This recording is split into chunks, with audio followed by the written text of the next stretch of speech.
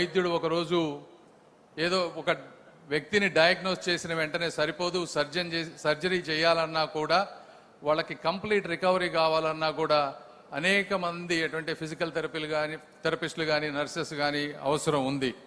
అదేవిధంగా integrated care ఉండటం వల్ల మీరు ఒకసారి చరిత్రలోకి వెళ్ళి చూస్తే అమెరికా లాంటి ప్రాంతంలో మయో క్లినిక్ లాంటి ప్లేసులు తీసుకున్నారంటే మిన్నెసోటాలోని ఒక మారుమూల గ్రామం చిన్న ప్రాంతంలో మొదలైనటువంటి ఒక మయో క్లినిక్ ఈరోజు అమెరికాలో దాదాపుగా $17 బిలియన్ రెవెన్యూ, అంటే అమెరికాకి, ఆ రాష్ట్రానికి దాదాపుగా $7 బిలియన్ రెవెన్యూని ఆ ఒక్క రాష్ట్రంలో అది ఎక్కడుందో దాన్ని క్రియేట్ చేస్తూ ఉంది. అదే విధమైనటువంటి ఒక వినూత్నమైనటువంటి కార్యక్రమానికి ఈరోజు ఇక్కడ మనం కూడా తీసుకుంటా ఉన్నామని చెప్తా ఉన్నాను.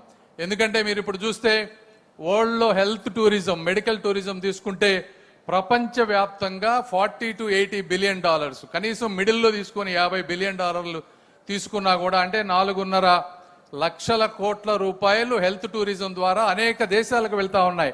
ముఖ్యంగా వీటిలో ఇండియా ఉంది, థాయిలాండ్ ఉంది, సింగపూర్ ఉంది, మలేషియా ఉన్నాయి, ఇవన్నీ ఉన్నాయి అమెరికాతో పాటు. అయితే ఈ రోజున భారతదేశానికి సుమారుగా 5 లక్షల నుంచి 6 లక్షల మంది టూరిస్టులు వస్తూ ఉన్నారు హెల్త్ టూరిజం గురించి. ఈ రోజున మన దేశంలో దాదాపుగా $9 బిలియన్. అంటే మనకి ఇంకా దీన్ని ఒక 10 రెట్లు పెంచుకునేటువంటి అవకాశం ఉంది. అయితే అలాంటి వ్యక్తులు ఇక్కడికి రావాలంటే ఇలాంటి ఎండ్ టు ఎండ్ ఇంటిగ్రేట్ చేసేటువంటి, అంటే సర్జరీ చేయించుకొని ఫిజికల్ థెరపీతో చూసుకొని అదేవిధంగా చుట్టుపక్కల ప్రాంతంలో ఆహ్లాదకరమైన వాతావరణం ఉంటే ఆ ప్రాంతంలోనికి రావడానికి ఎక్కువ అవకాశం ఉంటుంది, హెల్త్ టూరిజం పెరుగుతూ ఉంటుంది.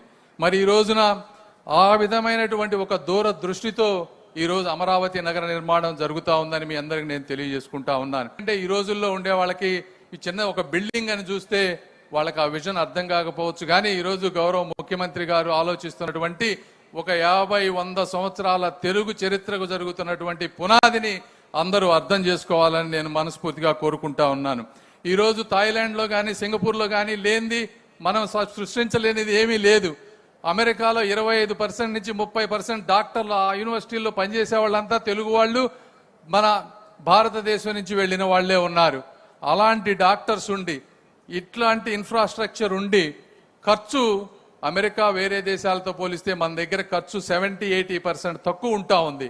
సో ఇంత తక్కువ ఖర్చుతో ఇంత మంచి క్వాలిటీ కనుక మనం ఇవ్వగలిగితే, వరల్డ్ క్లాస్ ఎకోసిస్టమ్ క్రియేట్ చేయగలిగితే ఈ ప్రాంతం అద్భుతంగా అభివృద్ధి చెందుతుంది అనే దానికి ఈరోజు చేసినటువంటి కార్యక్రమం ఒక ఉదాహరణని మీ అందరికీ నేను తెలియజేసుకుంటా ఉన్నా.